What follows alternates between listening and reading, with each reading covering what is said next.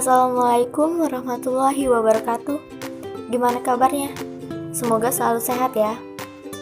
Jumpa lagi dengan saya, walaupun via suara.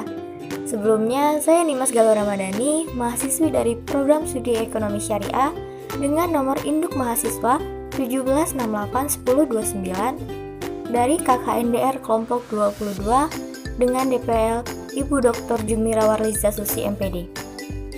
Jadi, di video kali ini saya akan membahas mengenai ekonomi kreatif masa depan perekonomian Indonesia. Yang pertama yaitu latar belakang ekonomi kreatif. Ekonomi kreatif adalah gelombang ekonomi baru yang lahir pada awal abad ke-21.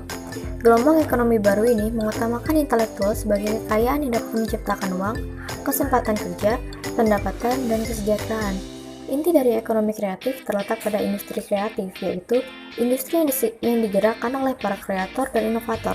Rahasia ekonomi kreatif terletak pada kreativitas dan keinovasian. Begitu juga di Indonesia.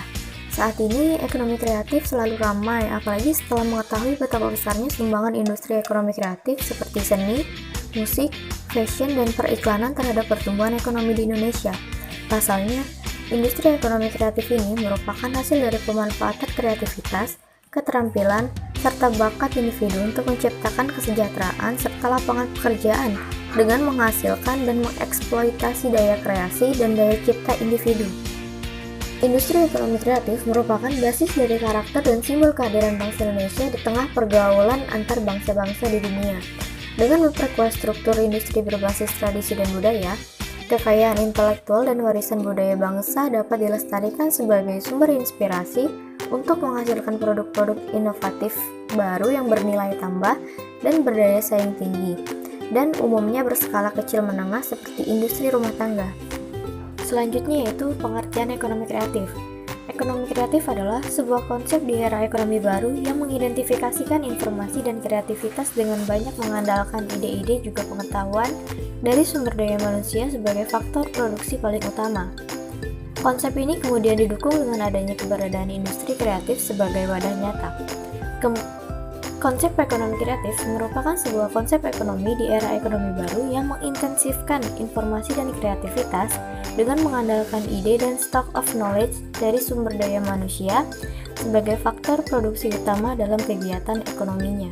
Struktur perekonomian dunia mengalami transformasi dengan cepat seiring dengan pertumbuhan ekonomi dari yang tadinya berbasis sumber daya alam dan sekarang menjadi sumber daya manusia. Dari era pertanian ke era industri dan informasi, konsep ekonomi kreatif ini semakin mendapat perhatian utama di banyak negara karena ternyata dapat memberikan kontribusi nyata terhadap perekonomian.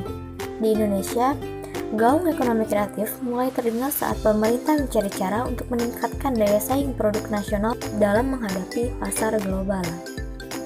Selanjutnya yaitu jenis-jenis dari ekonomi kreatif yang ada di Indonesia. Yang pertama yaitu kerajinan tangan atau handicraft. Yang kedua, pasar atau pameran barang seni. Ketiga, kuliner.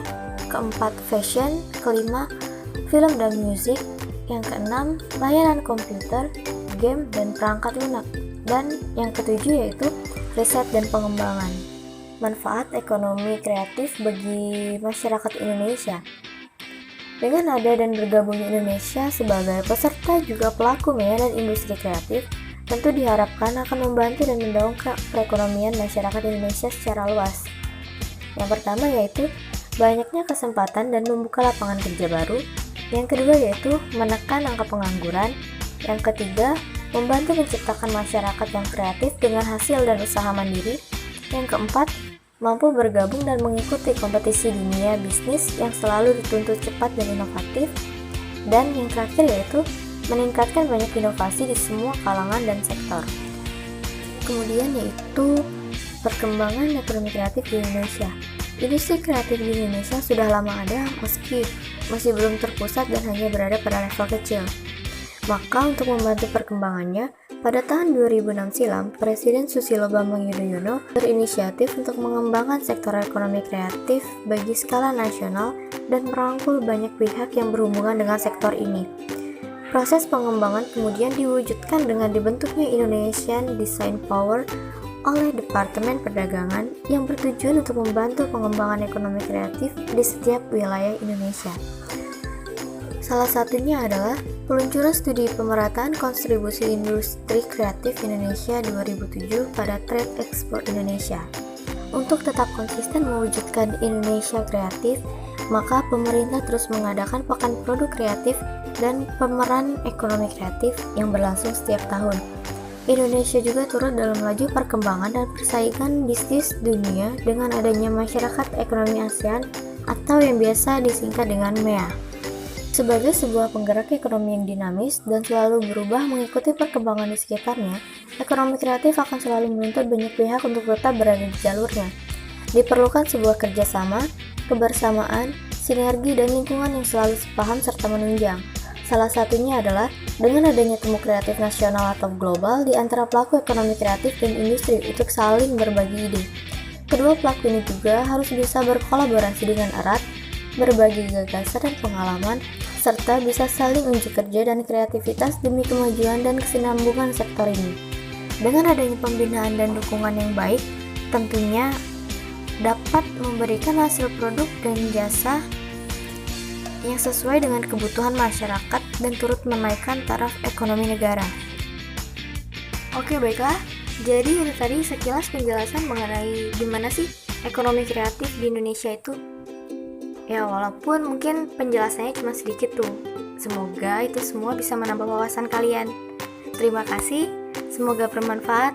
Wassalamualaikum warahmatullahi wabarakatuh.